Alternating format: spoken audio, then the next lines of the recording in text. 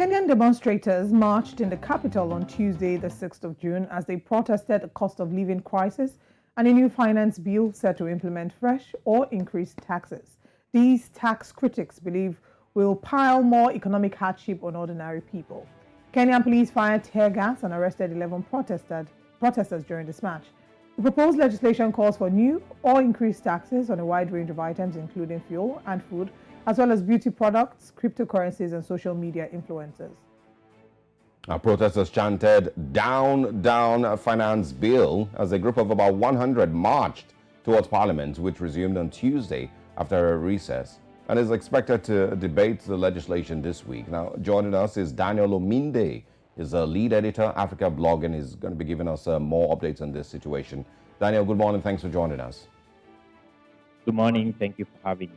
Great to have you. Now, let's talk about this finance bill. Some of the things that, of course, it's going to be increasing taxation on. It also includes social media blogging.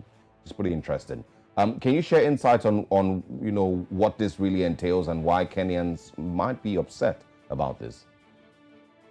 Well, the Finance Bill 2023 proposes a raft of increases in a number of taxes and levies, and I'll just mention some that have really received outrageous, or rather acrimony across members of the public in Kenya, saying that we already faced the situation where the cost of living is very high.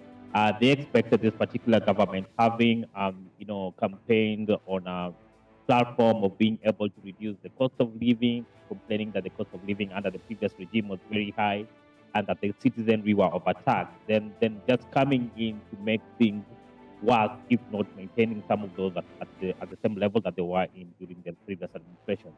So, for instance, this government in the last administration, the current politicians who make up this government, including the president, in the last administration, they were very vehemently opposed to the inclusion of VAT in petroleum products, which at that point was rated at 8%. And this is something that they, went to political rallies, spoke about, and even opposed in parliament. Okay, we're hoping that we can reconnect with Daniel Ominde to talk about some of the challenges that the Finance Bill 2023 has posed in Kenya. A number of things have, of course, been highlighted. There's a 15% increase in tax for digital creators, and that'll be social media influencers. So basically, imagine that you had to do an ad. The government keeps 15% for withholding tax. There's also a rise in the cost of living. All right, I believe Daniel, are we connected back to you? We're having some challenges with your audio, so we'd like you to please speak a little louder or bring your microphone closer to your mouth. Thank you. Okay. So please go ahead. You're highlighting to us, some of the big points that the Finance Bill 2023 is set to, cause a change in. So the main one that I highlighted was the VAT on petroleum products, which will have an knock-on effect on the economy. This is something that the country had been against even in the past regime, when the past government proposed that they were going to increase that particular charge to 8%. So the current administration is proposing to increase that particular charge to 16%, which normal citizenry feel that is really not conducive in the current status of the economy, where the prices of everything else is increasing. You mentioned there the VAT on bloggers and social media, people who make money a living out of social media. Yes, that is another proposal that has been made in this particular finance bill, and that is because there's really an explosion of quite a number of young people who are making money off social media platforms as influencers, as content creators, and the government feels that they need to widen the tax base, and that is one of the things that I've been told, that they've been really concentrating on deepening the tax base instead of widening. So in terms of widening, they're trying to bring in sectors of the economy that were previously not taxed and bringing them into the tax bracket. What they're currently saying is that they have introduced a tax called digital services tax. So digital services tax is proposed to be at 15% of whatever the pay amount is going to be. The president recently had a meeting with digital content creators at State House, and they agreed to actually, implement this in gradual phases. So we are likely going to see that, tax reduced from 15% to probably 8%, and then it's increased on a gradual basis. So how this particular tax is going to to be applied, there's been a bit of misconception about that. It applies only to those content creators who work with corporate. So when the corporates are paying you, for the work that you've done for them, they will be withholding that, 15, whatever, 15%, or whatever it is going to be amended to become later on, and channeling that to the government through the tax agency. The last one that I want to highlight, which is what the current, huge debate is currently about, is the housing levy, which has been introduced on all salaried employees. All salaried employees in Kenya, if this particular finance bill passed, will from July 1st be expected to part with 3% of their gross pay to fund the government's affordable housing product. All right. Of course, still having bits of struggles with the communication there. Of course, with the connection rather there from Daniel Ominge. We're discussing, of course, this new finance bill in Kenya. Daniel, if you can hear us clearly, can you go on? Yes. All right. Sorry. Please, So I'm. Yeah. Go ahead. So the other issue I was talking about is the housing levy, which is the current the main issue that's actually causing a massive uproar across the country. The government is proposing to impose a mandatory 3% housing levy on gross salary for all salaried employees in the country. And these are not just government employees, even this is even affecting employees in the private sector. So essentially, if you have a pay slip, you'll be expected to part with 3% of your gross pay, and that will go towards the affordable housing city in a charge that's called the housing levy.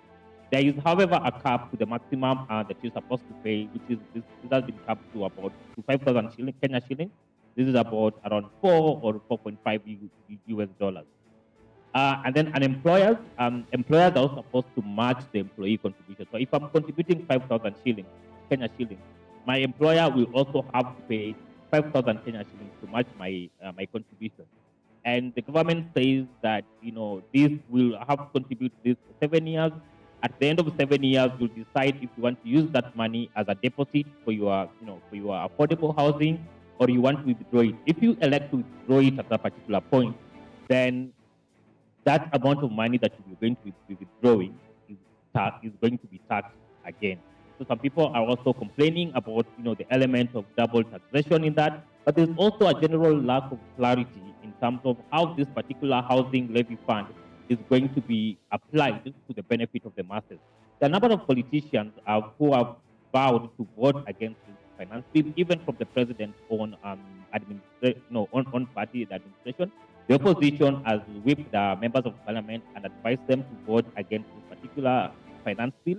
It is hugely unpopular across the country, but the government has also threatened members of parliament that those who vote against this particular bill will face various repercussions, including their constituencies losing on some development projects. And so there's a lot of fear among the politicians or members of parliament, but also among the electorate. But we've also seen the civil society come out strongly, and that is what you've seen in the demonstrations that you showed in your clip earlier. There's a current senator who was a very active member of the civil society, Okia Omtata, who's already gone to court under a certificate of urgency at the High Court and filed a petition challenging this particular finance bill, and of course on the grounds that it is unconstitutional and flouted various provisions of the Constitution of Kenya. Okay, it's interesting that you mentioned how President William Ruto has vowed to deal with those who oppose the bill. He has suggested, or I don't know if it's mandated or suggested, an open ballot for the Finance Bill 2023. And we've seen a number of people who have spoken up. We've seen the MP for Momeas East has come out to say he's going to reject it even openly. What does it say about the administration, the character, and the person of President William Ruto, especially seeing as he came into power based on the promise to make life better for the poor? There were a lot of poor people that were hoping that things were going to get better, but it does seem that right now that's not looking like it. So what does it say about President William Ruto's character and his government? Well, we're seeing William Ruto sort of as a turncoat. The things that he's doing right now are the same things that he was complaining against when he was the deputy president, but after he fell out with the former president, Uhuru Kenyatta. The president accused the former president of, running the country like it's a dictatorship. He accused, the former president of bulldozing his way through parliament by buying off members of parliament from the opposition and so on and so forth. But in terms of his character, the first, the few months that he's been president, he's done exactly the same things that he's been accusing his former president of, former president of. He's brought in members of the opposition into his, into his caucus. He's also, working with threats and intimidation, especially towards members of his own party who are against, some of the decisions that they've made, especially this particular finance bill. When the members of the party are saying that they're going to listen to their constituents instead of their party, he's telling them on Sunday, he particularly said he's watching and he wants to see which particular members of parliament are going to vote against this administration. His deputy president, Honorable Rigathi Gachagua, said that the particular members who will vote against this finance bill are going to face, unspecified consequences, which include their, being denied, access to, government development in the areas of that representation. And we see that that is a bit dictatorial because we are in a democratic system of government. The members of parliament are representatives and they're supposed to, adhere to the wishes of their electorate who they represent in parliament. But in this case, we are seeing that them being, bulldozed into agreeing with the government position, even when the government position is, like viewed as wrong, but also viewed as very punitive and kind of unbearable if you look at the current state of the economy in the country. All right, Daniel. All right, I think Oliver still wants to throw in something. Yeah, just one more. Let's just talk about, the protest angle to this. We've seen 11 arrested. What's the way forward? What's the government doing about it? What's being said about the protest? Well, the government, when you see them arresting people, they say the protests are not, properly constituted. They say they're illegal. We yet to see those who were arrested yesterday brought before court and see what they're charged with. But also the opposition is saying that given the government 1 week to put their house in order, we are likely to see this protest intensify, especially if the members of parliament really go ahead and pass the, the very unpopular bill as it is. Then we are going to see more protests, more legal actions in the corridors of parliament, and they could probably be worse than what we've seen during the, the first half of the year when they were more political than economic. But now that everybody's feeling the pinch of these particular proposals, then we might even have, the workers' union, the labor unions, and general members of the public just, coming in to, support the street protest. So we are here just watching this as it unfolds, and we will see how it goes. Yeah, if you can quickly in 30 seconds, does William Ruto have no choice but to push forward with this bill? Because we, of course, read yesterday that the sugar and unga and other prices are, also going to be expected to rise. So is he being insensitive to what the economic situation is like in Kenya with this bill, or does he have no other choice to, than to push this in order to maybe raise more money for the Kenyan economy? Well, I think the challenge that President Ruto has is that he made a lot of promises to the people of Kenya.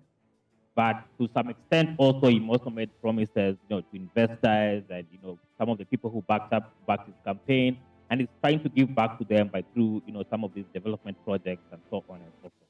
And to be able to, to fund, some of the projects that he wanted to fund, his ambitious, development plan, he needs a lot of money to do that. And currently, the exchequer is not collecting, as much revenue through the tax money is not collecting so much through taxes. So one, he wants to widen the taxes.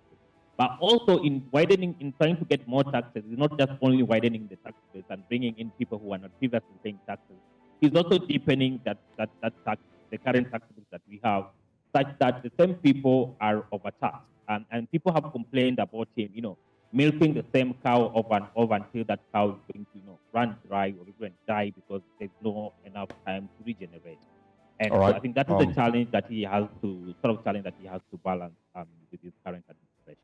All right, Daniel, thanks a lot for your time this morning. Nice microphone, by the way. Thanks for joining us, and we hope to speak with you again. Thank you for having me. Okay.